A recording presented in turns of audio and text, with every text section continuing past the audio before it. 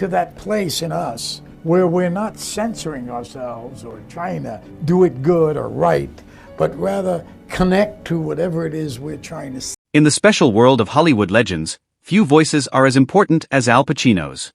All I have in this world is my balls and my word, and I don't break them for nobody. For more than 50 years, his explosive energy and deep feelings have changed how we see movie acting. He created an amazing legacy from The Godfather to Scarface to Heat. Behind Pacino's exciting performances is a strong, almost religious love for acting. This commitment has made working with him both life-changing and, for some people, scary. While Pacino has made legendary partnerships with actors like Robert De Niro and directors like Sidney Lumet, not every actor has earned his professional respect. Some have met the quiet strength of his disapproval, a judgment as crushing as it is final in the industry's hidden ranking system. These actors, despite claims elsewhere, found themselves unable to meet Pacino's very high standards. Standards he applies to himself with brutal honesty. Acting is fighting against fake behaviors until something real comes out, Pacino once said during a rare AFI Looking Back event. Not everyone has the stomach for that fight. For these 6 actors, their meetings with Pacino showed not just professional disagreements, but basic differences in artistic thinking, creating tensions that expose the unspoken crack lines running beneath Hollywood's shiny surface. Johnny Depp's crash with Al Pacino during Donnie Brasco in 1997 represents one of cinema's most interesting studies in different generation acting approaches. Cast as undercover FBI agent Joseph Pistone opposite Pacino's aging hitman Lefty Ruggiero, Depp arrived on set with his growing reputation for weird character building, a technique that reportedly confused Pacino's more gut-feeling approach. Al expected a different kind of preparation, revealed director Mike Newell to Empire magazine years later. Johnny would build Donnie from outside details: the walk, specific hand movements, the rhythm of speech. For Al, everything had to come from an emotional center, a psychological connection so complete it almost seemed like possession. The basic disconnect showed up during the film's important restaurant scene where Lefty teaches Donnie about mob manners.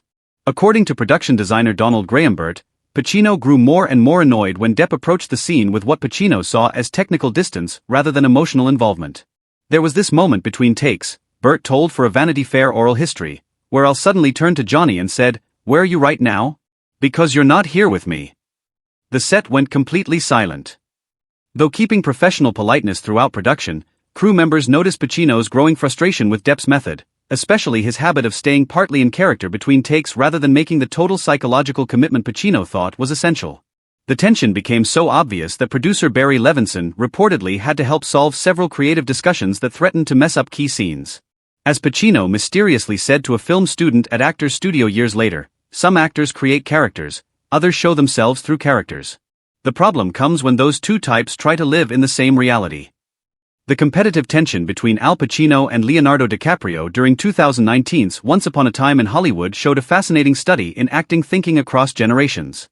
Though not sharing direct scenes, their being there at the same time in Tarantino's sprawling Hollywood movie created what crew members described as parallel universes of preparation that sometimes crashed into each other during production. According to first assistant director William Paul Clark, the contrast in their approaches became immediately clear. Leo would arrive hours early to discuss historical background and character psychology with researchers he'd personally hired, Clark told Total Film magazine. Al would appear exactly on schedule, glance at the script pages once, then deliver a performance so naturally lived in, it seemed impossible he hadn't been preparing for months. This basic difference reached its highest point during a table read where DiCaprio presented extensive notes on industry dynamics of the late 1960s, prompting Pacino to reportedly comment within earshot, "The research department is down the hall. We're in the acting department here." Their creative disconnect went beyond methodology to basic views on performance itself. Costume designer Arianne Phillips noticed that DiCaprio requested multiple fittings to find physical aspects of his character, while Pacino made immediate decisions based on instinctive emotional connections to wardrobe choices. Leo approached his character like a researcher writing a dissertation, Phillips observed. Al approached his like a jazz musician, finding the right note in the moment. Though keeping professional politeness, Pacino was overheard in the production office questioning the value of DiCaprio's exhaustive preparation to longtime collaborator Martin Scorsese, suggesting it created technical precision at the expense of spontaneous life. When specifically asked about working alongside DiCaprio, Pacino gave his most revealing comment: "Every generation has to discover the wheel for themselves. Some need to measure every spoke before they start rolling." Tom Cruise's legendary intensity crashed spectacularly with Al Pacino's raw emotional approach during pre-production for the 2003 Michael Mann thriller Collateral, creating one of Hollywood's most fascinating casting reversals. Initially planned to play the philosophical hitman Vincent opposite Pacino's world-weary taxi driver, Cruz's methodical, control-oriented approach reportedly created immediate friction during character workshops. Tom arrived with this incredibly detailed backstory for Vincent, recalled casting director Francine Myler to The Hollywood Reporter. He had researched contract killers, studied their psychology, even trained with firearms experts. Al watched this presentation with increasing discomfort before finally saying, "I don't need to know where the character went to elementary school. I need to know what he's feeling in the moment." This basic clash of techniques, Cruz's careful construction versus Pacino's intuitive immersion, reportedly culminated in a tense improvisational exercise where Pacino abandoned the script entirely to provoke authentic reactions. According to Mann, who later diplomatically restructured the production, Pacino became visibly frustrated with what he saw as Cruz's actorly approach, commenting between takes, "All this homework is wonderful, but at some point you have to set fire to the library and see what happens." The philosophical divide was further made worse by their contrasting physical approaches to character, with Cruz's precisely choreographed movements standing in stark contrast to Pacino's more unpredictable organic physicality. Production designer Janine Opwall, who witnessed early camera tests, noted, "Tom wanted every gesture mapped out and practiced to perfection. Al considered such precision the enemy of truth." The creative deadlock ultimately led to the film's famous reconfiguration, with Cruz shifting to the hitman role while Jamie Foxx replaced Pacino as the cabbie, a casting change that reshaped the entire project. Years later, when asked about Cruz at the Venice Film Festival, Pacino offered his most revealing assessment: "There are actors who design beautiful houses. I prefer the ones who live in them, even if the furniture gets broken sometimes." Kevin Spacey's calculated precision created an unbridgeable divide with Al Pacino during the filming of Glengarry Glen Ross in 1992, a production that exposed basic differences in their artistic philosophies. Adapted from David Mamet's Pulitzer Prize-winning play about desperate real estate salesmen, the film paired Spacey's coldly efficient office manager with Pacino's unraveling salesman Ricky Roma. According to director James Foley, their contrasting approaches created a fascinating tension that went beyond the scripted antagonism. Kevin would approach scenes like a chess player, planning several moves ahead, Foley revealed in a Directors Guild retrospective. Al worked purely on instinct and emotional connection. He found Kevin's analytical approach almost offensive to the creative process. The conflict crystallized during the film's climactic confrontation scene, where crew members reported Pacino becoming increasingly frustrated with Spacey's controlled performance style. Production designer Jane Muskie recalled a particularly tense moment. "After a take where Kevin delivered a perfectly modulated performance, Al pulled James aside and said loud enough for everyone to hear, 'He's not acting, he's demonstrating acting.'" The atmosphere on set became electric after that. Their philosophical divide extended to rehearsal methodology as well.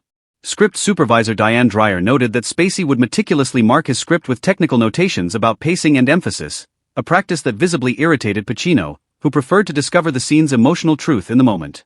"They represented two completely different schools," observed co-star Ed Harris. Kevin constructed his performance with architect-like precision. Al approached his like a method jazz musician, following emotional impulses wherever they led.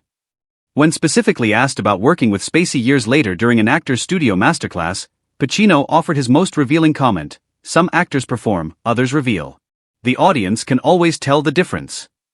Dustin Hoffman's legendary perfectionism crashed catastrophically with Al Pacino's intuitive approach during their brief collaboration on Sidney Lumet's unrealized Project Attica in 1974, creating one of Hollywood's most fascinating creative divorces.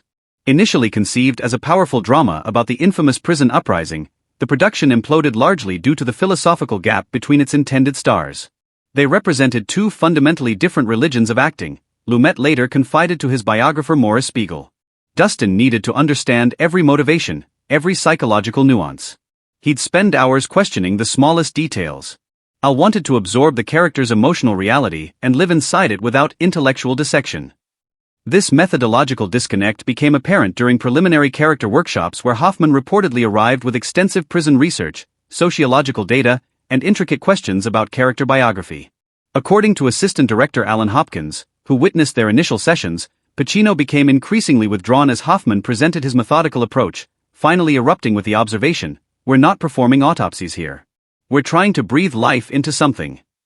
The tension escalated when Hoffman suggested filming actual prison locations chronologically to build authentic character progression, a technical approach that Pacino dismissed as confusing the map with the territory. Production designer Anna Hill Johnstone recalled the breaking point. During an improvisation exercise, Dustin kept stopping to analyze motivations. Al finally threw his hands up and said, "At some point, you have to stop building the violin and play the damn music." Jared Leto's immersive method techniques created an unbridgeable divide with Al Pacino during the production of House of Gucci in 2021, exposing a generational clash in acting philosophies that fascinated industry observers.